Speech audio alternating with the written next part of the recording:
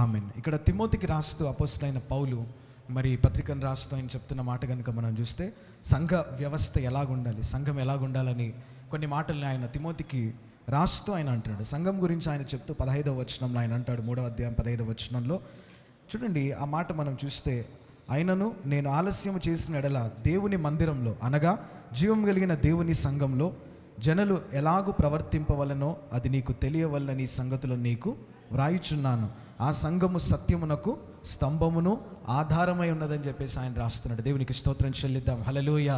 ఒక సంఘం అనేది, సంఘ వ్యవస్థ అనేది ఎలాగుండాలని చెప్పేసి అపోస్తలుడైన పౌలు తిమోతికి మరొక యవన సేవకుడికి పత్రికను రాస్తూ మరి ఆయనను బలపరుస్తూ ఈ మాటలు చెప్తూ మరి ఆ పత్రికలో ముందుకెళ్తున్నాడు. ఆయన చెప్తున్న మాట ఏంటంటే, సంఘము సత్యమునకు స్తంభమును ఆధారమై ఉందని చెప్పేసి దేవుని వాక్యము ఇక్కడ మనకి తెలియపరుస్తుంది.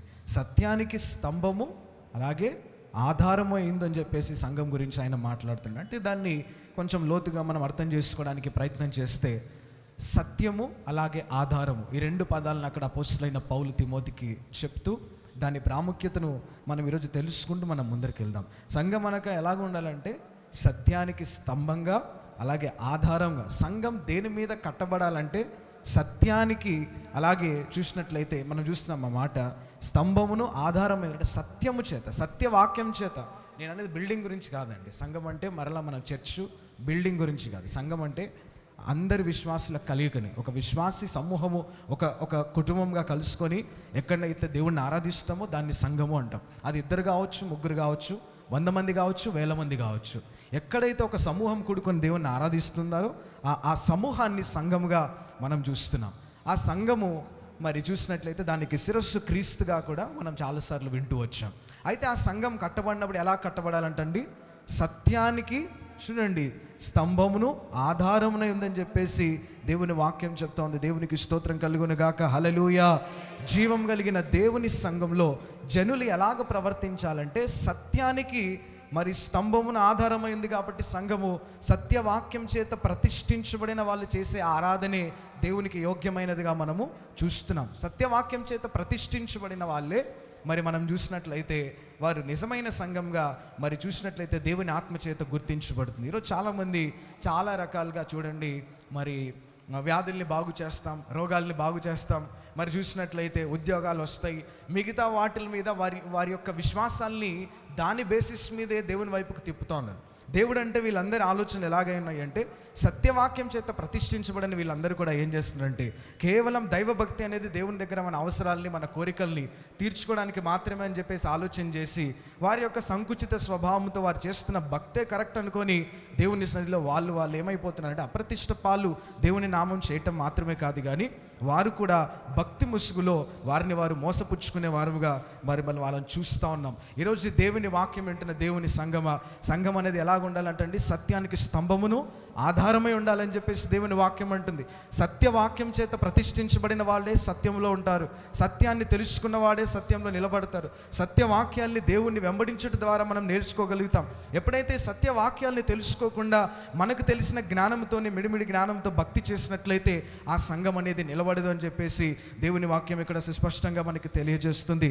దేవునికి స్తోత్రాలు చెల్లిద్దాం. హల్లెలూయా. దేవుని దివ్యమైన మందిరంలో మనందరం కూడా సమూహంగా మనం కలుసుకునేది ఒక సంఘముగా దేవుణ్ణి ఆరాధించడానికి, స్తుతించడానికి, సత్యవాక్యం చేత మన జీవితాల్లో, వ్యక్తిగత జీవితాల్లో మనకుండే ఏవైతే మరి తప్పిదాలు ఒకవేళ ఉంటే, మనలో ఏదైనా పొరపాట్లు ఉంటే దేవుని వాక్యం సరిచేస్తుందని నమ్మి, లేకపోతే రాబోయే వారాలకి, రాబోయే తరాలకు దేవుని వాక్యం బ్రతకనిస్తుంది, జీవాన్ని ఇస్తుంది, మనల్ని వాక్యం నిలబెడుతుందని నమ్మి విశ్వసించి దేవుని మాటల్ని వినడానికి మనం వచ్చి సంఘంగా కూడుకొని మనం ఆరాధన చేస్తాం. ఈ సంఘం అనేది సత్యమునకు స్తంభంగా ఉండాలి. సత్యవాక్యం చేత ప్రతిష్ఠించబడటం మాత్రమే కాదు, కానీ సత్యం వైపు దేవుని ప్రజలు నిలబడాలి అని చెప్పేసి దేవుని వాక్యం సెలవిస్తుంది. దేవునికి స్తోత్రం చెల్లిద్దాం. హల్లెలూయా, హల్లెలూయా. మరి చూసినట్లయితే అపవాది ఎలాంటి వాడండి, జనకుడు. వాడు అబద్ధానికి జనకుడు అంట. తప్పుడు బోధనల్ని పుట్టిస్తాడు, తప్పుడు మాటల్ని తెలియపరుస్తాడు.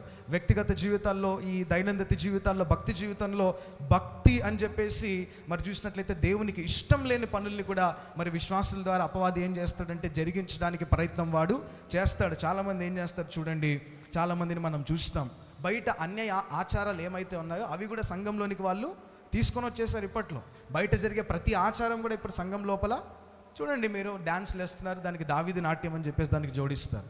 బయట అన్యులు చేసే ప్రతి ఆచారం కూడా సంఘంలోనికి వచ్చేసింది. మీరు ఇంకా మనం చెప్పుకుంటూ పోతే అవి ప్రాబ్లమాటిక్గా ఉంటాయి, మనం చెప్పాల్సిన అవసరం లేదు. కానీ మనకు తెలుసు సంఘాలు ఇప్పుడు సత్యం మీద ప్రతిష్ఠించబడటం లేదు.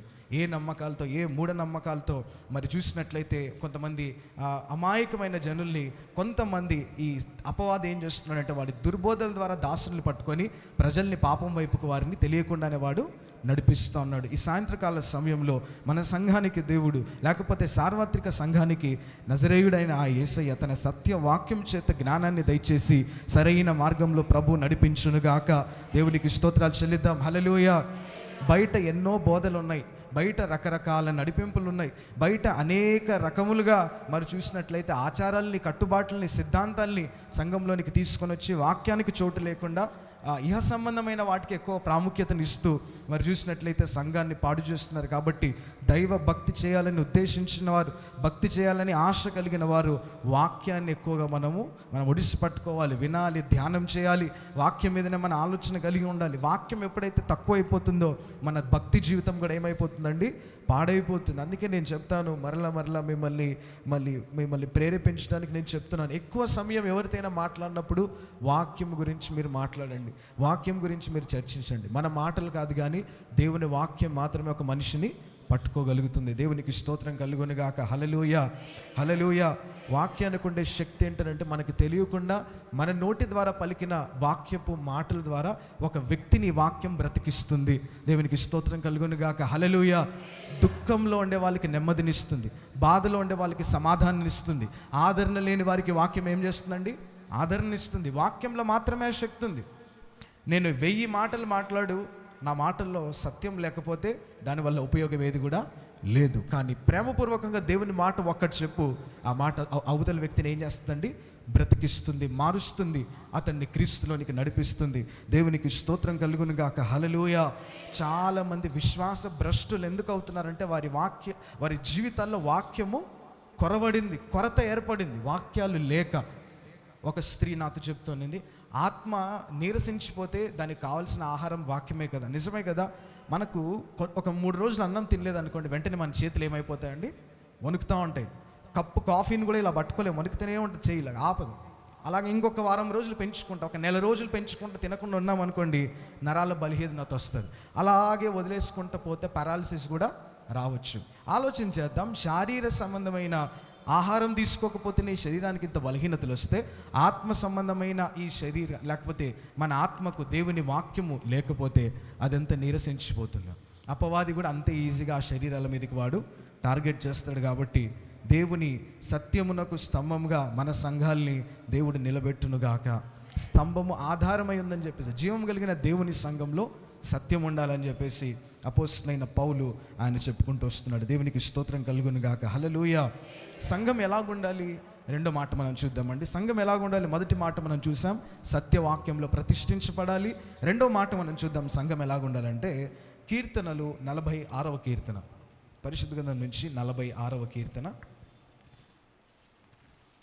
46వ కీర్తన 4వ వచనాన్ని దయచేసి చదవండి.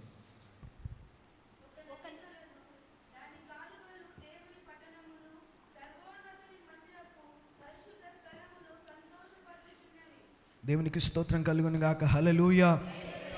దేవుని సన్నిధిలో చూడండి, ఒక నది కలదు, దాని కాలువలు దేవుని పట్టణమును, సర్వోన్నతిని మందిరపు పరిశుద్ధ స్థలమును సంతోషపరుచున్నారు. అంటే దేవుడు కోరుకుంటుంది ఏంటంటే తనకంటూ ఒక పరిశుద్ధ స్థలాన్ని, అలాగే ఆ సంఘంలో ఒక పరిశుద్ధత అనేది ఉండాలని దేవుడు ఆశపడుతున్నాడు. చూడండి, చాలామంది చర్చెస్లో పరిశుద్ధ స్థలం ఉండదు. ఎవరు పడితే వాళ్ళు ఎక్కుతూ ఉంటారు, షూస్ వేసుకొని ఎక్కుతారు, ఎవరిని పడితే వాళ్ళని కూర్చోబెడతారు, చెప్పులు వేసుకొని ఎక్కే వాళ్ళు ఎంతమందో, అన్నీ ఇంకా రకరకాల పనులు చేస్తున్నారు. పరిశుద్ధ స్థలానికి ఒక ప్రాముఖ్యత ఉంది. దేవునికి స్తోత్రం కలుగునుగాక. హల్లెలూయా. అతి పరిశుద్ధ స్థలంలోనికి పోవడానికి ఎవరికి వీలు లేదు. పాత నిబంధనలో మనం చూస్తాం, మనందరికీ తెలిసిన మాటలే. కాబట్టి దేవుడు కోరుకుంటుంటుంది ఏంటంటే పరిశుద్ధత.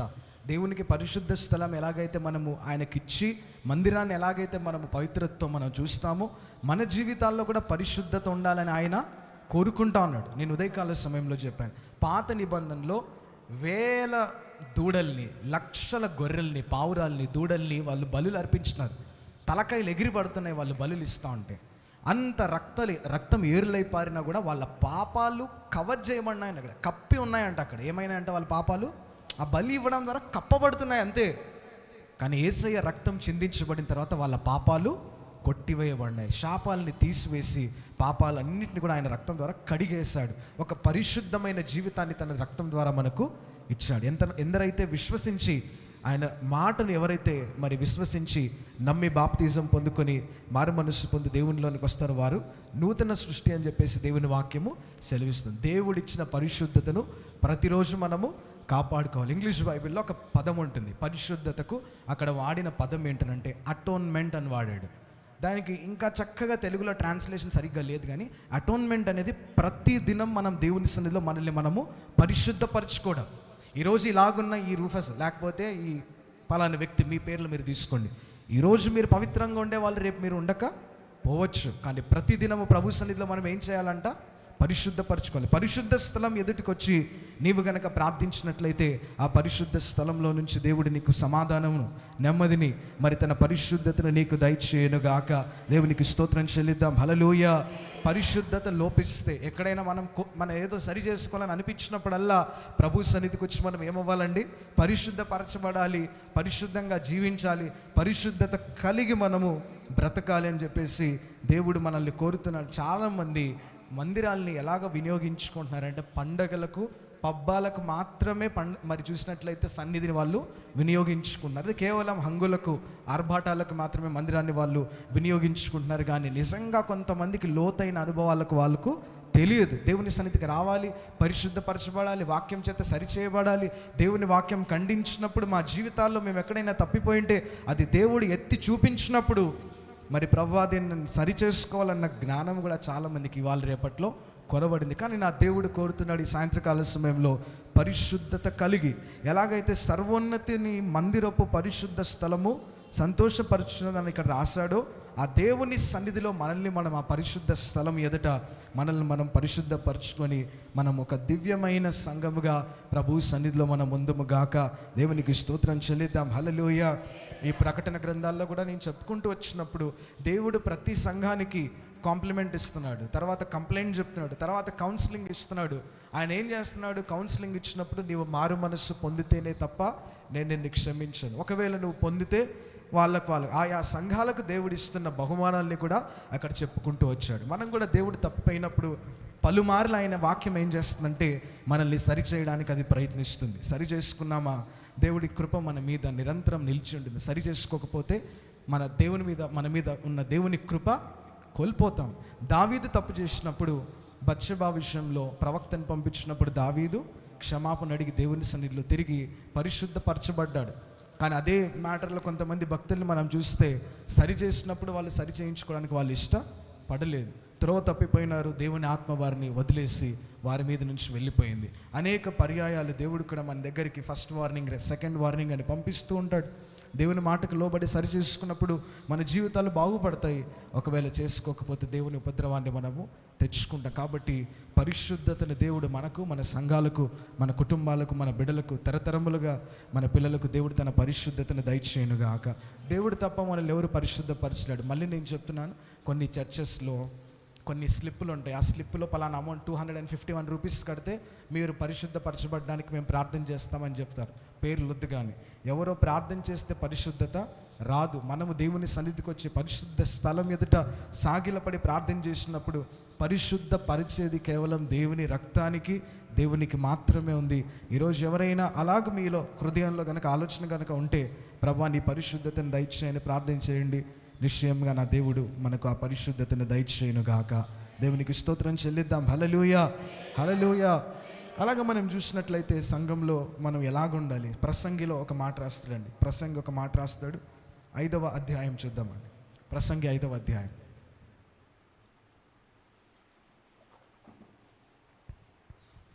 ప్రసంగి 5వ అధ్యాయం 1వ వచనం.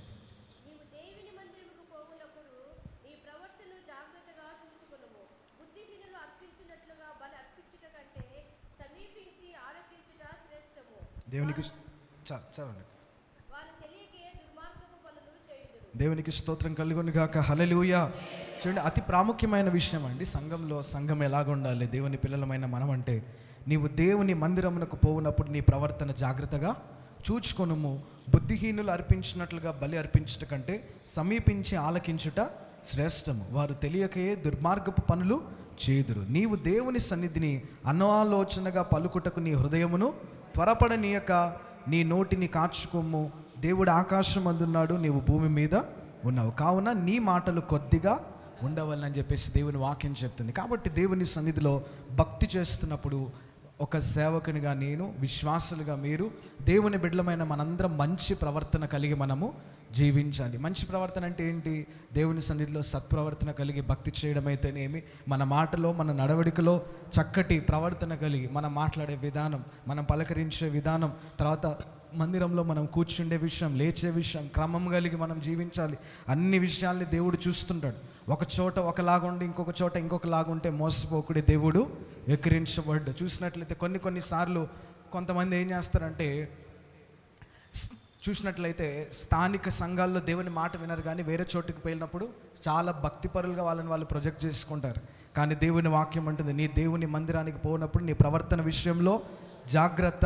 నువ్వు మాట్లాడే ప్రతి మాట దేవుడు చూస్తున్నాడు, వింటున్నాడు అన్న ఆలోచన కలిగి మనము ఉండాలి. అది నేనైనా మీరైనా ఎవ్వరం అతీతులం కాదు.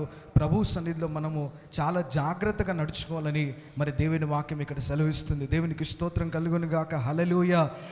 బుద్ధిహీనులు అర్పించినట్లుగా బలి అర్పించుట కంటే సమీపించి ఆలకించుట శ్రేష్టం. అంటే దేవుడు ఏం చెప్తున్నాడంటే, మీరు బుద్ధిహీనుల్లాగా ఎన్ని బలులు అర్పించినా దానివల్ల ప్రయోజనం ఏమి కూడా లేదు. మీరు బలులు ఇవ్వకుండా సైలెంట్గా ఉండి దేవుని మాటను ఆలకించుటనే ఇంకా మేలు అంటున్నాడు. బుద్ధిహీనతతో 1,00,000 రూపాయలు ఇచ్చినా 10 లక్షలు ఇచ్చినా దేవుడు దానిని ఒప్పుకోడు. ఆలకించి సమీపించి మనం జాగ్రత్తగా దేవుని మాట వింటే దానిని బట్టి దేవుడు సంతోషిస్తాడు. దేవునికి స్తోత్రం కలుగును గాక. హల్లెలూయా. చూసినట్లయితే స్టెఫెన్ని చంపేటప్పుడు, రాళ్లతో అందరిని కలిసి స్టెఫెన్ని కొట్టి చంపేటప్పుడు, అపోస్తలుడైన పౌలు సౌలుగా ఉన్నప్పుడు ఆయన కూడా ఏకీభవించాడంట ఆయనను కొట్టి చంపే విషయంలో. అపోస్తలుడైన పౌలు రాసుకుంటూ వస్తాడు. ఆయన మరణాన్ని, ఆయన రాళ్లతో కొట్టడాన్ని కూడా అపోస్తలుడైన పౌలు సౌలుగా ఉన్నప్పుడు ఏం చేశాడంటండి? ఏకీభవించాడు. తెలియకున్నప్పుడు. తెలుసుకున్న తర్వాత ఏం చేశాడు? సువార్త ప్రకటించని ఎడల అది నాకు శ్రమ. కాబట్టి సాయంత్రకాల సమయంలో నీవు తెలియకుండా చేసిన తప్పులకు క్షమాపణ ఉంది, కానీ తెలుసుకున్న తర్వాత తప్పులు చేసిన దానికి క్షమాపణ లేదు. అందుకే అపోస్తలుడైన పౌలు ప్రతిసారి చెప్పుకుంటూ వస్తాడు, ప్రభువా నీ సువార్త నేను ప్రకటింపని ఎడల అది నాకు శ్రమ. మీ వంతుగా ఈ సంవత్సరం నుంచి సువార్త పనిలో ఖచ్చితంగా పాలిభాగస్తులు, డైరెక్ట్లీనో ఇండైరెక్ట్లీనో. కొంతమంది అంటుంటారు, డెవలప్ చేయాలి, సంఘాన్ని డెవలప్ చేయాలి. ఎలాగ డెవలప్ అవుతుంది? ఇంట్లో కూర్చుంటే అవుతుందండి సంఘం డెవలప్ అవ్వదు. సువార్త పనిలో మనము పాటుపడినప్పుడే ఈ సంఘం కాదు కదా, దేవుని సువార్తను మనము డెవలప్ చేయగలగాలి. అటువంటి కృపని దేవుడు మనకు దయచేయను గాక. చాలా ప్రణాళికలు మనకు ఉంటాయి, చాలా ఆలోచనలు మనకు ఉంటాయి, చాలా కోరికలు మన మనసులో ఉంటాయి. అన్నిటికంటే ప్రాముఖ్యమైనది సమీపించి దేవుని మాటను ఆలకించుటనే శ్రేష్టం అంట. ఇప్పుడు నాకు ఆ ఆలోచన ఉంటుంది, అనుకుందాము ఎక్కడో ఒక స్థలానికి వెళ్ళి నేను ఒక మీటింగ్ పెట్టాలని అనుకుంటున్నాను. దేవుని ఆలోచన లేకుండా నేను ఒక చోటుకి వెళ్ళి నేను పబ్లిక్ మీటింగ్ పెడతానంటే దేవుని చిత్తం లేకుండా అది కుదురుతుందా అండి? కుదరదు. కానీ సమీపించి దేవుని మాటను ఆలకించి గనక దేవుని చిత్తాన్ని తెలుసుకుంటే అది శ్రేష్టమైంది. చాలామంది కూడా సంఘాల్లో చూసినట్లయితే మాట తీరు కూడా చూసినట్లయితే మీరు చూడండి, కొంతమంది వాళ్ళ సిస్టర్స్ని బ్రదర్స్ని జోకులు వేస్తూ ఉంటారు వాళ్ళ మీద. సరస్సోక్తులు అనేది సంఘం లోపల ఉండకూడదు. ఎందుకంటే మీరు మాట్లాడే మాట మనకు నవ్వులాటగా ఉండొచ్చు, కానీ పక్కనోడికి ఏం కలిగిస్తుందండి? అది బాధ కలిగిస్తుంది. కాబట్టి చాలా జాగ్రత్తగా ప్రభు సన్నిధిలో. అందుకే దావీదు భక్తుడు లాంటి వాడు, ఆయన రాస్తున్న మాట ఏమంటాడంటే, ప్రభువా నా పెదవులకు కాపు కాయము, నా నోట్లో నుంచి వచ్చే ప్రతి మాట నువ్వు పరీక్షిస్తున్నావు. కాబట్టి ఆయన అంటాడు ఇంకొక చోట, ఇంకొక పెదవులకు కాపు కాయడం మాత్రమే కాదు, కానీ నా నోటికి ఆయన ఏమంటాడంటే కంచెం ఏమంటాడు. అసలు ఎంత చక్కని మాట అండి. రాజు అయిన దావీదే అంత అథారిటీ ఉన్నా కూడా ఈ అథారిటీలో, లేకపోతే నాకున్న అధికారంతో, నాకున్న బలంతో, నీవు నాకు ఇచ్చిన అథారిటీతో నేను వ్యర్థంగా ఒక మాట అయినా కూడా నేను ఉచ్చరింపకూడదని చెప్పేసి ఆయన దేవుని సన్నిధిలో మరి చూసినట్లయితే ప్రభు సన్నిధి ఆయన మాట్లాడుతున్నాడు. ఇంకొక మాట, నీవు దేవుని సన్నిధిలో అనాలోచనగా పలుకుటకు నీ హృదయమును తరపడి. కొంతమంది ఆలోచన చేయరు, దేవుని సన్నిధిలో ఉప్పొంగిపోయి కొన్ని మాటలు ఇస్తూ ఉంటారు దేవునికి. ప్రభువా అది చేస్తాను, ప్రభువా ఇది చేస్తాను, కొన్ని తీర్మానాలు చేసుకుంటూ ఉంటారు. అది ఎందుకనంటే ఆ రోజు వాక్యం విన్నప్పుడు ఏమవుతుందంటే ఉప్పొంగిపోతారు. ఆ ఊపులో ఆ ఆ ఉత్తేజపడిపోయి ఆ రోజు ఆవేశపడిపోయి కొన్ని తీర్మానాలు చేసుకుంటారు. కానీ వారి జీవితాల్లో అది అవలంబించేటప్పుడు చాలా కఠినమైన పరిస్థితుల్ని వాళ్ళు ఎదుర్కొంటారు. కాబట్టి ఈ సాయంత్రకాల సమయంలో సంఘంలో ఉంటున్న దేవుని జనాంగమా, దేవుని బిడ్డలైన మనందరం కూడా ఆలకిద్దాము. సంఘంలో అనాలోచితంగా దేవుడు ఒక్క మాటైనను మన నోట్లో నుంచి రాకుండా దేవుడు వాటిని తీసివేయునుగాక. దేవునికి స్తోత్రం చెల్లిద్దాం. హల్లెలూయా.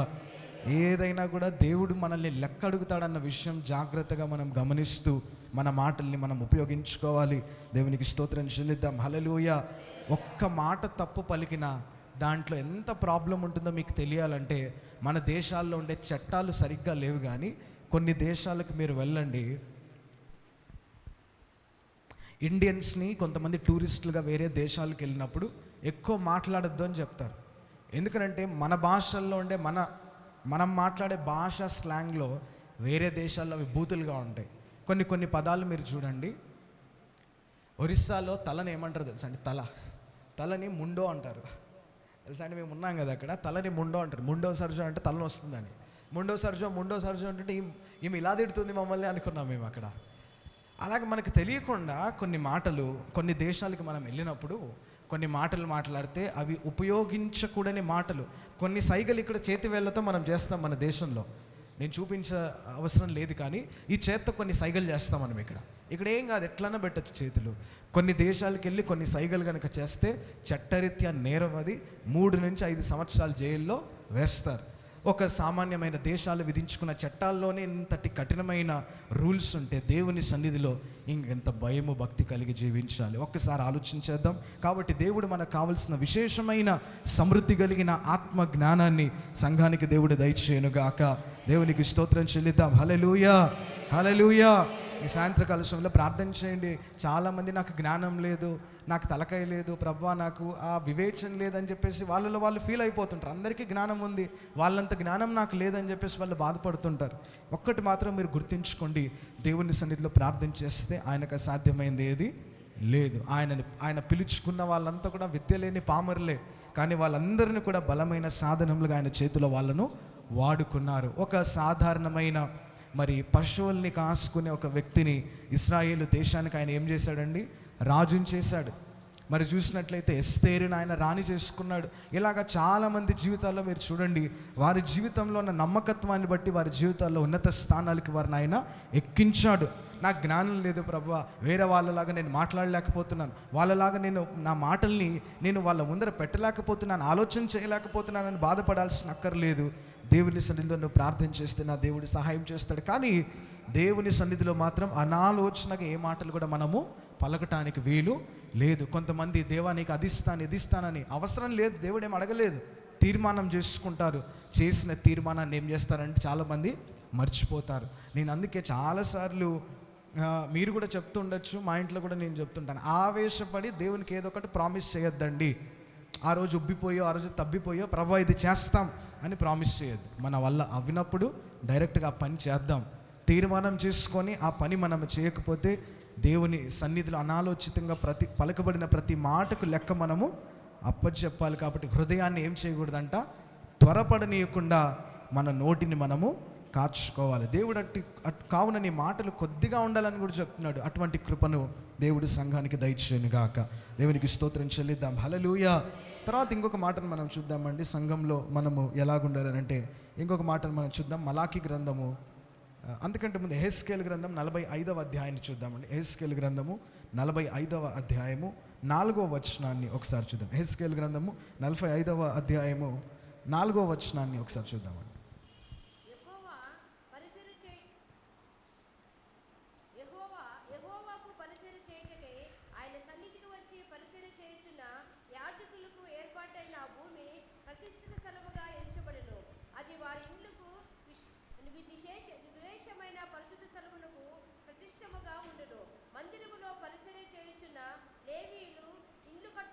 చాలా దేవునికి స్తోత్రం కలుగును గాక. హల్లెలూయా.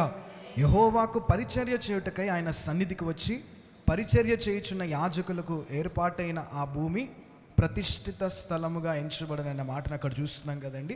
అందులో ముఖ్యమైన మొదటి మాటను మనం చూస్తే, యెహోవాకు పరిచర్య చేయటానికి ఆయన సన్నిధికి మనము రావాలి. భక్తి చేయడం ఎంత ఇంపార్టెంటో, దేవుని సన్నిధిలో ఆరాధన చేయటం ఎంత ఉన్నతమో, పరిచర్య చేయడం కూడా అంతే ఉపయుక్తమైనదని చెప్పేసి దేవుని వాక్యం చెప్తుంది. పరిచర్య చేయడానికి కూడా మనం ఎప్పుడు కూడా ముందుండాలి. దేవుని సన్నిధిలో పని అంటే అందరికీ దొరికే అవకాశం కాదు అది. దేవుని సన్నిధిలో ఈరోజు మీరు ఒక్క చిన్న పని చేస్తున్నారన్నా అది దేవుడు మీ పట్ల ఆయనకున్న ప్రణాళిక, దేవుడు మీకు అది ఆయనకి ఇచ్చిన అవకాశం. బెసలేలు అనే ఒక వ్యక్తికి ఆయన ఆత్మను ఆయన దయచేసి తన మందిరంలోని పనుల కోసం ఆయనను వాడుకున్నాడు. అంటే తన మందిరంలో ఎవరు పని చేయాలో ఆయన ముందే ఆయనకు తెలుసు. వాళ్ళకి ఆ విశేషమైన జ్ఞానమును, ఆత్మ సంపదను దేవుడు దయచేసి వాళ్ళను వాడుకుంటున్నారు. ఈరోజు కూడా సన్నిధిలో పరిచర్య చూడండి, అందరు చేయరు. 100 మంది వస్తే 100 మంది చేయరు, 10 మందే చేస్తారు. ఆ 10 మంది మీద దేవుని కృప నిరంతరం ఉంది. దేవుడు వాళ్ళని ఏర్పాటు చేసుకున్నాడు. ఆ బిడ్డల్ని దేవుడు దీవించునుగాక. ఒకరు చూడాలని పరిచర్య చేయాల్సిన అవసరం లేదు. మీకు ఒక మంచి మాట చెప్పిన, మనకి ఇక్కడ 20వ తేదీ మనకి నవంబర్లో యానివర్సరీ అయిపోయింది కదా. యానివర్సరీ అయిపోయి నోయిలయ్య గారు వెళ్ళిన వెంటనే ఒక 2 రోజుల తర్వాత కాల్ చేసి చెప్పారు. ఆయన చెప్పిన మాట ఏంటంటే, మీ చర్చ్లో ఉన్న పరిచర్య, హాస్పిటాలిటీ నాకు చాలా బాగా నచ్చింది. I'm very thankful to your church అని చెప్పేసి ఆయన చెప్పాడు. అంటే దానికి అర్థం ఏంటంటే, నీ సంఘంలో మీరు చూపించిన ప్రేమ, మీరు చేసిన పరిచర్య నీట్గా, అసలు యానివర్సరీని భోజనాలు అయితేనేమి, మనం ఆ చేసిన ప్రోగ్రామ్ అంతా చాలా నీట్గా ఆన్ ద టైం అయిపోయింది అని ఆయన చెప్పాడు. ఈ మాట ఇంతవరకు నేను చెప్పలేదు, ఎందుకంటే మనం అతిశయపడాల్సిన అవసరము లేదు. కానీ ఈ మాట నేను ఎందుకు చెప్తున్నానంటే, నిన్నటి వారంలో ప్రొద్దుటూరులో మీటింగ్స్ జరగడానికి అక్కడ వెళ్ళినప్పుడు కొంతమంది సేవకురాళ్ళు అక్కడ ఏమన్నారంటే, గుంటకల్ల యానివర్సరీ ప్రేయర్ ఎప్పుడైతే అయ్యిందో ఆ రోజు నుంచి నోయిలయ్యకు కడప ఏరియా మీద ఎక్కువ ఫోకస్ చేస్తున్నాడని చెప్పేసి అక్కడ సాక్ష్యం చెప్పారు. దేవునికి స్తోత్రం కలుగును గాక. హల్లెలూయా. ఒక మన నాయకుడు సంతోషపడితేనే మనం ఎంత సంతోషపడుతున్నాం కదా. మీరు చేసే పరిచర్యను బట్టి నా దేవుడు ఎంత సంతోషపడుతున్నాడో ఒకసారి ఆలోచించేయండి. నిశ్చయముగా పరిచర్య చేస్తున్న ప్రతి బిడ్డలకి నా దేవుడు సంపూర్ణమైన బహుమానం దయచేయునుగాక. హన్న ఎంత గొప్ప తల్లండి. తనకు పుట్టక ఒక కుమారుడు పుడితే స్ట్రేట్గా తీసుకెళ్ళి ఎక్కడ వదిలేసిందండి? సంఘంలో, మందిరంలో వదిలేసి ఏలి దగ్గర పెట్టేసింది. బాల్య దినం మొదలుకొని ప్రభు మందిరంలో పరిచర్య చేసిన వాళ్ళే దేవుని స్వరాన్ని వినగలుగుతారనేది సమూయేలు జీవితంలో మనం చూస్తాం. దేవుని మందిరంలో పరిచర్య చేస్తూ అక్కడే కాలము గడిపి ఒకానొక రోజు పరిశుద్ధ స్థలంలో పడుకున్నప్పుడు దేవుడు అతన్ని పేరు పెట్టి పిలుస్తున్నాడు, సమూయేలు అని. నా దేవుడు మీకు కూడా తన స్వరాన్ని వినిపింపచేయునుగాక. చాలామంది ఆశపడతారు, ప్రభువా నీ స్వరాన్ని ఎలాగ వినాలి? ఫార్ములా ఏం లేదు, ప్రభు మందిరానికి వచ్చి పరిచర్య చేయండి, నా దేవుడు మీకు తన స్వరాన్ని వినిపింపచేయునుగాక. దేవునికి స్తోత్రం చెల్లిద్దాం. హల్లెలూయా. కాబట్టి ఇక్కడ చూసినట్లయితే యెహోవాకు పరిచర్య చేయటానికి ఒక మీటింగ్ చక్కగా జరగాలంటే స్టేజ్ మీద ఉండే హంగులు ఆర్భాటాలు చూస్తాం, కానీ స్టేజ్ వెనకల ఆ మీటింగ్ అంతా చక్కగా జరగడానికి ఎంతమంది కష్టపడి ఉంటారో ఒకసారి ఆలోచన చేద్దాం. దేవుని పనులు జరగాలంటే స్టేజ్ మీద కన్నా స్టేజ్ కింద కష్టపడే వాళ్ళ మీద దేవుని కృప ఎక్కువగా ఉంటుంది.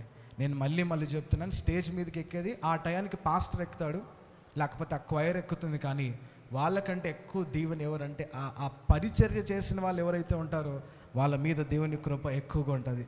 ఈ సంవత్సరం కూడా తీర్మానం చేసుకున్నాం, రాబోయే దినాల్లో దేవుడి పరిచర్యను కనుక దీవించంగా ముందుకు తీసుకెళ్తే అనేక మంది పాలి భాగస్థులు అవడానికి ప్రయత్నం చేయండి. పరిచర్య చేయడానికి ఎక్కువగా మీ మనసును మీరు సిద్ధపరచుకోండి. నా దేవుడు మీకు ఆ కృపను దయచేసి మీ కుటుంబాన్ని దీవించును గాక. చాలామందికి అన్నిటికీ పనులు ఉంటాయి, కానీ దేవుని సన్నిధిలో పని చేయడానికి టైము రాలేదంటే టైం లేదు అంటూ ఉంటారు కొంతమంది. చాలా బిజీ కొంతమంది. కానీ దేవుని వాక్యం అంటుంది చూడండి, యెహోవాకు పరిచర్య చేయుటకై ఆయన సన్నిధికి వచ్చి పరిచర్య చేయుచున్న యాజకులకు ఏర్పాటైన ఆ భూమి ప్రతిష్ఠిత స్థలముగా ఎంచబడును. దేవునికి స్తోత్రం కలుగును గాక. హల్లెలూయా. అమెరికాలో ఒక ఫెసిలిటీ ఉంది, ఏంటో తెలుసా అండి? అమెరికాలో బ్రతకాలని చాలామంది తప్పుదారుల్లో అమెరికాకి వెళ్తుంటారు. పనామా జంగల్ అని ఒక జంగల్ ఉంది. ఆ జంగల్లో కనుక పోతే, ఆ అడవిలోకి పోతే క్రూరమైన మృగాలు, విష సర్పాలు, డ్రగ్ లార్డ్స్ అంటే డ్రగ్స్ అమ్మే చాలామంది అక్కడ ఉంటారు. అమెరికా దేశం కళ్ళు కప్పి తెలియకుండా అమెరికాలోనికి పంజాబ్ నుంచి ఎక్కువ మంది వెళ్తుంటారు మన దేశం నుంచి. వీళ్ళు ఏం చేస్తారంటే దాదాపు 40 రోజులు నడుస్తారు ఆ అడవిలో. ఎన్ని రోజులండి? 40 నుంచి 50 రోజులు ఆ అడవి అంతటిని క్రాస్ చేసుకొని, అనుకుందాం ఒక 70 మంది బయలుదేరినారనుకోండి, అడవిలో దాదాపు ఒక 30-40 మంది చచ్చిపోతారు. వాళ్ళు నడుస్తున్నప్పుడు పక్కన కపాలాలు కూడా పడిపోయి ఉంటాయి, మనిషి శవాలు. వాళ్ళందరూ అంత దాటుకొని ఒక మధ్యలో ఒక రివర్ కూడా వస్తుంది, ఒక నది. ఆ నదిని దాటుకొని, ఆ నదిలో కొట్టుకొని పోయిన వాళ్ళు ఎంతమంది సజీవంగా, ఆ నదిని దాటుకొని అమెరికాలోనికి అక్రమంగా వాళ్ళు ఎంటర్ అయిపోయి అక్కడ తలదాచుకొని వాళ్ళు బతుకుతూ ఉంటారు. అక్కడ వాళ్ళకి ఒక ఐడెంటిటీ కార్డు ఉండదు, ఏముండదు. కేవలం అక్కడ పని చేసుకొని డాలర్లు సంపాదించుకొని వాళ్ళ ఇంటికి వాళ్ళు పంపించుకోవడానికి రిస్క్ చేసి వెళ్తుంటారు చాలామంది. అయితే అమెరికా ఒక ఫెసిలిటీ ఇచ్చింది, ఏంటంటే ఇలాగ చాలామంది ఎమిగ్రెంట్స్ ఎవరైతే అక్రమంగా వచ్చినారో కొంతమందిని వెనక్కి పంపేసింది. కానీ కొంతమందికి ఒక అవకాశం ఇచ్చింది. అవకాశం ఏంటో తెలుసా అండి? మీరు ఈ దేశంలో ఉండి, ఈ దేశం నుంచి ఇంకెప్పుడు ఇండియాకి వెళ్ళము, ఆ ఇండియాకి వెళ్తే మా ప్రాణాలకి హాని ఉందని చెప్పేసి ఒక స్టేట్మెంట్ డిక్లేర్ చేస్తే రెఫ్యూజ్ క్యాంప్లో వాళ్ళని పడేసి అమెరికాలో వాళ్ళకు ఒక దాదాపు 10 లేకపోతే 15 సంవత్సరాలు వాళ్ళతో పని చేయించుకొని ఆ తర్వాత వాళ్ళకు ఒకవేళ వాళ్ళ ప్రవర్తన నచ్చితే వాళ్ళకు పౌరసత్వాన్ని వాళ్ళు ఇస్తారు. కానీ ఒక్క కండిషన్ ఉంది, జీవితంలో ఇంకెప్పుడు వాళ్ళు ఇండియాకి పోవడానికి వీలు లేదు. మా అమ్మ గుర్తొచ్చింది, మా నాన్న గుర్తొచ్చింది, నేను పోతానంటే ఇండియాకు మాత్రం పర్మిషన్ కానీ వీసా కానీ వాళ్ళు గ్రాంట్ చేయరు. ఈ విషయాన్ని మనం జాగ్రత్తగా గమనిస్తాం. ఎందుకు ఈ మాట చెప్పానంటే, ఒకసారి మనం చూడండి, ఆ దేశం అర్థం చేసుకొని ప్రాణహాని ఉందన్నప్పుడు వేరే వాళ్ళని వాళ్ళ దేశంలోనికి రప్పించుకున్నట్టుగా ఈరోజు మనం ఒకసారి ఆలోచన చేద్దాం. ఒక దేశానికి 10-15 సంవత్సరాలు పనిచేసిన వాళ్ళకి ఒక గ్రీన్ కార్డ్ ఇస్తేనే వాళ్ళంత సంతోషపడుతుంటే, నా దేవుని మందిరంలో పరిచయం చేసిన వాళ్ళకి ఎంత కృప, విశేషమైన కృప ఉంటుందో ఒకసారి ఆలోచించేయండి. దేవుడు అటువంటి దివ్యమైన కృపని మన సంఘంలో లేకపోతే పరిచయం చేస్తున్న ప్రతి బిడ్డలకు నా దేవుడు అనుగ్రహించి వారి కుటుంబాలని దేవుడు ఆశీర్వదించునుగాక. దేవునికి స్తోత్రం చెల్లిద్దాం. హల్లెలూయా, హల్లెలూయా. సుగుణాల సంపన్నుడా, స్తుతిగానాల వారసుడా, జీవింతును నిత్యము నీ నీడలో ఆస్వాదింతును నీ మాటల మకరందము, జీవింతును నిత్యము నీ ఆస్వాదింతును నీ మాటల మకరందము. సుగుణాల సంపన్నుడా, యేసయ్య నీ కృప తలంచగానే నా శ్రమలు శ్రమలుగా అనిపించలేదే. యేసయ్య నీ కృప తలంచగానే నా శ్రమలు శ్రమలుగా అనిపించలేదే. నీవు నాకిచ్చే మహిమ ఎదుట ఇవి ఎన్న తగినవి కావే. నీవు నాకిచ్చే మహిమ ఎదుట కావే. సుగుణాల సంపన్నుడా, స్తుతిగానాల వారసుడా, జీవింతును నిత్యము నీ నీడలో ఆస్వాదింతును నీ మాటల మకరందము, జీవింతును నిత్యము నీ నీడలో ఆస్వాదింతును నీ మాటల మకరందము. హల్లెలూయా. ఆఖరిగా ఒక 2 మాటలు ఉన్నాయి, వాటిని చెప్పి నేను ప్రార్థన చేస్తాను. మనం చూసాము, పరిశుద్ధత, దేవుని సన్నిధిలో పరిశుద్ధత ఉండాలి, సత్యవాక్యం చేత ప్రతిష్ఠించబడాలి, మంచి ప్రవర్తన కలిగి ఉండాలి. తర్వాత ఇందాక మనం చూసాము, దేవుని సన్నిధిలో పరిచర్య కూడా ఉండాలి. తర్వాత ఇంకొక మాటని, ఈ 2 మాటలు చూసి మనం ప్రార్థన చేసుకుందాం. దేవుని సన్నిధిలో ఇంకేం ఉండాలంటే, మలాకి గ్రంథము 3వ అధ్యాయము 10వ వచనాన్ని దయచేసి చదవండి. 3వ అధ్యాయము 10వ వచనం.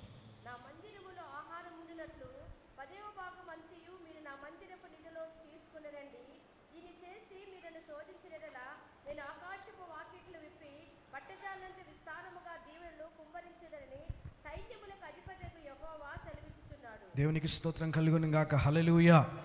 దేవుని సన్నిధిలో ఏముండాలంటే అండి, ఇంకొక మాట మనం చూస్తే ఆహారం ఉండాలి. దేవుని వాక్యం చెప్తుంది చూడండి, నా మందిరంలో ఆహారం ఉండునట్లు 10వ భాగం అంతయు మీరు నా మందిరపు నిధిలోనికి తీసుకురండి. దీన్ని మీరు చేసి నన్ను శోధించిన ఎడల నేను ఆకాశపు వాకిండ్లను విప్పి పట్టజాలనంత విస్తారముగా దీవెనలను కుమ్మరించుదనని సైన్యములకు అధిపతి యెహోవా సెలవిచ్చుచున్నాడు. దేవునికి స్తోత్రం కలుగును గాక. హల్లెలూయా. ఒకసారి ఒకరు మన చర్చికి వచ్చారండి. మన చర్చికి వచ్చినప్పుడు ఏమైందనంటే, ఇక్కడ పిడికిలి బియ్యం అన్ని కవర్లు ఉన్నాయి. ఇక్కడ చాలా బియ్యాలు ఇక్కడ పెట్టి వెళ్ళిపోయినప్పుడు వాళ్ళు అడిగారు నన్ను, ఏంటి ఆ ప్యాకెట్లన్నీ అక్కడ ఉన్నాయి పరిశుద్ధ స్థలం మీద. నేను చెప్పాను, వాటిని పిడికిలి బియ్యం అంటారు. ప్రతిరోజు వాళ్ళు వంట వండేటప్పుడు ఒక పిడికిలు తీసి దేవునికి పక్కన పెట్టి ఆ తర్వాత వాళ్ళ ఇంట్లో వంట వండడం వాళ్ళు ప్రారంభిస్తారు. అలాగ వారమంతా తీసిన పిడికిలి బియ్యాన్ని దేవుని సన్నిధికి ఆదివారం వాళ్ళు తీసుకొని వస్తారని చెప్పినప్పుడు మా సంఘంలో ఇట్లా లేదే అని చెప్పేసి వాళ్ళు ఏం చేస్తారు తెలుసా అండి, ఇక్కడ చూసిపోయిన ఆమె వాళ్ళ సంఘంలో ఆమె పిడికిలి బియ్యాన్ని తీసుకొని పోయి ఇవ్వడం ప్రారంభించింది. దేవునికి స్తోత్రం కలుగును గాక. హల్లెలూయా.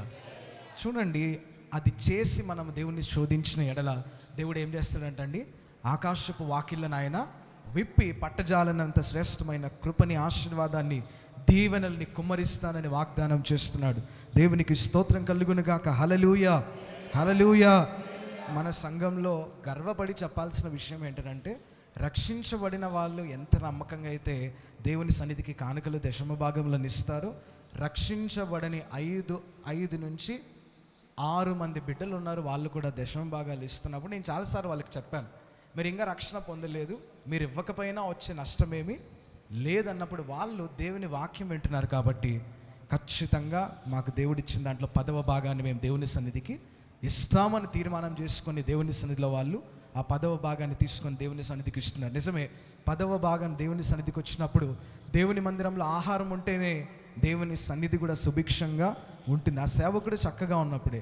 ఆ సేవకుని దగ్గరికి చూడండి, ఒక సేవకుడు ఎవరైనా వచ్చినప్పుడు వాళ్ళకి టీ కానీ ఆహారంగా పెట్టలేని స్థితిలో ఉంటే నెక్స్ట్ టైం ఆ సేవకుడు ఏమనుకుంటాడంటే సంఘం గురించి ఒకసారి ఆలోచిస్తాం. కానీ ఒక సేవకుడు ఎవరైనా వచ్చినప్పుడు వారిని గౌరవించి పంపించినప్పుడు ఆ సంఘానికి ఎంత దీవెన.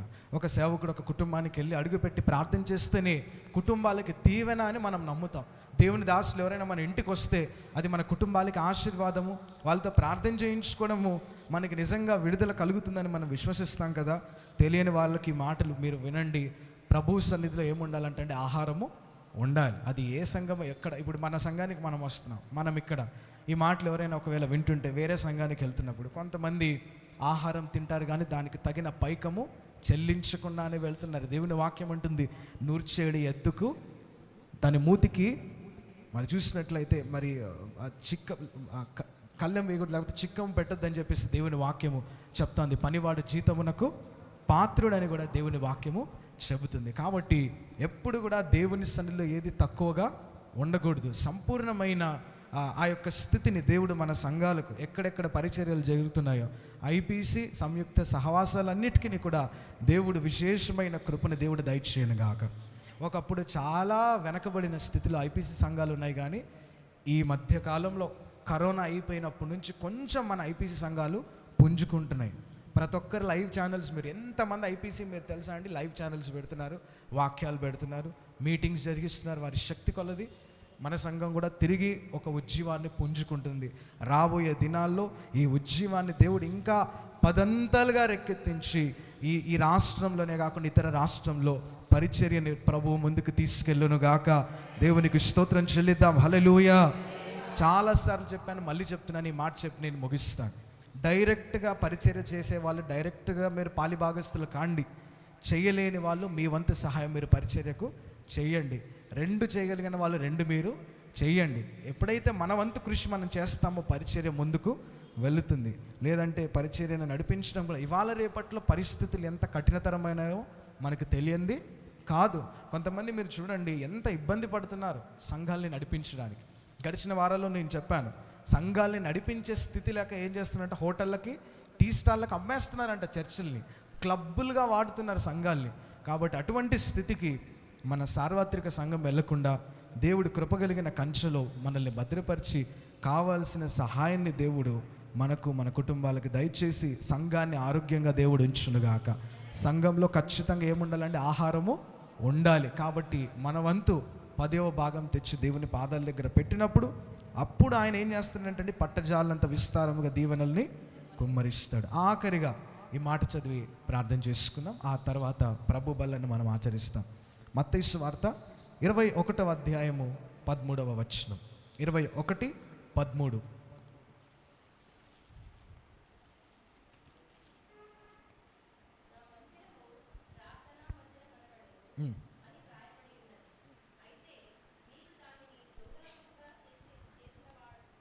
చేసేడి వారా నేను. దేవునికి స్తోత్రం కలుగును గాక. హల్లెలూయా. దేవుని వాక్యం ఉంటుంది, ఆయన మందిరం ఎందుకంటే ఉండేది ప్రార్థన మందిరం అంట. కాబట్టి సంఘంలో ప్రార్థన ఉండాలి, కానీ వ్యాపారాలు చేయడానికి వీలు లేదు. మందిరానికి ఎందుకు రావాలంటే ప్రార్థన చేసుకోవడానికి. ఎవరికి ఒక్కరికేనా అండి? సమస్త జనులకి, అందరికీ కూడా అది ప్రార్థనా మందిరం అనబడును అని చెప్పేసి దేవుని వాక్యం స్పష్టంగా తెలియజేస్తుంది. ఈ మాట ఖచ్చితంగా నిశ్చయంగా సన్నిధిలో ఏముండాలంటే ప్రార్థన ఉండాలి, ధూపం ఉండాలి. ఈ సంవత్సరం నేను చెప్పాను, ఏ టైం అయినా వాకిళ్ళు తెరిచి ఉంటాయి, మీకు రూల్స్ ఏం లేవు, ఈ టైంలోనే రావాలి, ఆ టైంలో రావాలని ఏం లేదు. ఎప్పుడు ప్రార్థన చేసుకోవాలని మీకు ఆసక్తి ఉన్నా ఈ సంవత్సరం అంతా వాకిళ్ళు తెరిచి ఉంటాయి. ఒక్క మాట ఫోన్ చేసి మీరు రండి, మీరు ప్రార్థన చేసుకోండి. అది ఉదయమైనా, సాయంత్రమైనా, మధ్యాహ్నమైనా, రాత్రి అయినా మీ ఇష్టం. ఖచ్చితంగా ఈ సంవత్సరం అంతా ప్రార్థన ధూపము మనం వేయాలి. ఈ సంవత్సరం అంతా ఎక్కువ ఉపవాస ప్రార్థనలలో కూడా గడపాలని ఒక ప్రేరేపణ దేవుడు ఇస్తూ వచ్చారు. కాబట్టి ఎప్పుడైతే సంఘంలో ప్రార్థన ఉంటుందో అప్పుడే మనం అపవాదిని, వాడి యొక్క కుతంత్రములను మనము జయించగలిగి మునుపటి కంటే అధికమైన శక్తితో మనం ముందుకెళ్తాం. దేవునికి స్తోత్రం కలుగును గాక. హల్లెలూయా. యెహోషువ, కాలేబులు కనాను దేశానికి వెళ్ళారంటే కారణం, దైవజనుడైన మోషే చేతులెత్తి ప్రార్థన చేస్తున్నప్పుడు అది చూసి వాళ్ళు నేర్చుకున్నారు. చాలామంది ఆ సేవకుని దగ్గర నుంచి ఆ మంచి అలవాటుని వాళ్ళు పొందుకోలేకపోయినారు. సేవ అంటే కేవలం మోస వెనకాల నడుచుకుంటూ పోయేదే మాత్రమే అనుకున్నారు. సేవకుడు వెనకాల నడుచుకుంటూ పోతే కాదు సేవ. సేవకుని దర్శనము, సేవకుని భారము, సేవకుని ప్రార్థనా జీవితం సంఘంలో కూడా రిఫ్లెక్ట్ అవ్వాలి. కాబట్టి మన ప్రభు అయిన దేవుడు ప్రార్థన చేసే శక్తిని గడిచిపోయిన తరాల్లో చూడండి, 90, 80లో పుట్టిన వాళ్ళు, 70లో పుట్టిన వాళ్ళు, 90లో పుట్టిన వాళ్ళు చాలా మంచి ప్రార్థనా పరులు, చాలా చక్కగా ప్రార్థన చేస్తారు. ఇప్పుడు చాలా విలువైన సమయం ఈ 2000లో పుట్టిన వాళ్ళు, 2010 తర్వాత పుట్టిన వాళ్ళు, ఇప్పుడు 2020లో పుట్టేవాళ్ళు, వీళ్ళందరూ కూడా చక్కగా ప్రార్థన నేర్చుకోవాలి. దేవుడు సహాయం చేయనుగాక. పిల్లలకు కూడా, ఎందుకంటే రాబోయే తరంలో నేను చెప్పుకుంటూ వస్తున్నాను. ఈ సంవత్సరం అంతా ఈ మాటను నేను నొక్కి వక్కా నుంచి చెప్తాను, పలుమార్లు నేను చెప్తూ జ్ఞాపకం చేస్తాను. రాబోయే తరానికి ఇప్పటి నుంచి ఈ బిడ్డలకు స్ట్రాంగ్ ఫౌండేషన్ వేయడానికి మనము సిద్ధపడి ఉండాలి. పరిస్థితులు బహు కఠినతరముగా మారబోతున్నాయి. యేసయ్యని విడిచిపెట్టి లోకంలో ఉండడానికి ఎక్కువ మంది యువత ఇష్టపడుతూ ఉన్నారు. దేవుని మందిరానికి రావడానికి ఒక గ్రాఫ్ చూపించారు మన క్రైస్ట్ నెట్ వాళ్ళు. ఏమనంటే, స్త్రీలు ఈ గ్రాఫ్లో వస్తున్నారు, ఇంతమంది వస్తున్నారు, పురుషులు ఇంతమంది వస్తున్నారు, యూత్ గ్రాఫ్ ఇంతే ఉంది. చర్చ్లో ఏదైనా బాధ్యత ఇస్తూనే వస్తున్నారంట యూత్. వరే నువ్వు కీబోర్డ్ వాయించక రారా అంటే వాడు వస్తారంట. ఈరోజు లేదురా నీకు కీబోర్డ్ అంటే వాడు రాడంట. కెమెరా ఇస్తేనే వస్తారంట కొంతమంది, ఆరాధన ఇస్తేనే వస్తారంట. యూత్ గ్రాఫ్ అనేది చర్చ్లో ఏమైపోతుందండి, క్రమేపీ పడిపోతుందంట. ఈ తరం కనుక ఇట్లా నశించిపోతే రాబోయే తరంలో క్రైస్తవ్యం ఒక మనుగడ అసలు ఉండదని చెప్పేసి క్రైస్ట్ నెట్ అనే గ్రాఫ్లో చెప్తూ వస్తున్నారు. కాబట్టి మందిరంలో నిరంతరం ప్రార్థనలు జరపబడాలి. ఆ ప్రార్థనల ద్వారా యవనస్తులకు, చిన్నపిల్లలకు బాల్యం నుంచే బలమైన ఫౌండేషన్ని దేవుడు అనుగ్రహించునుగాక. నిశ్చయముగా దేవుడు ప్రార్థనా జీవితంలో మన పిల్లల్ని పెంచునుగాక. కాబట్టి అలాంటి కృపను దేవుడు మన సన్నిధిలో, మన సంఘానికి ఇచ్చేలాగా ప్రార్థన చేద్దాం. దేవుడి కొద్ది మాటల్ని ఆశీర్వదించి దీవించునుగాక.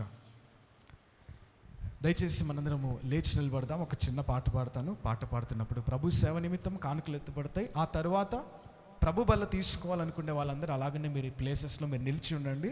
ప్రభు బల్లను ఆచరిద్దాం. కానుక పాట తర్వాత మిగతా వాళ్ళు మోకరించండి. ప్రభు వల్ల తీసుకోవాలనుకునే వాళ్ళందరూ కూడా మీ స్థలంలో మీరు నిలబడండి.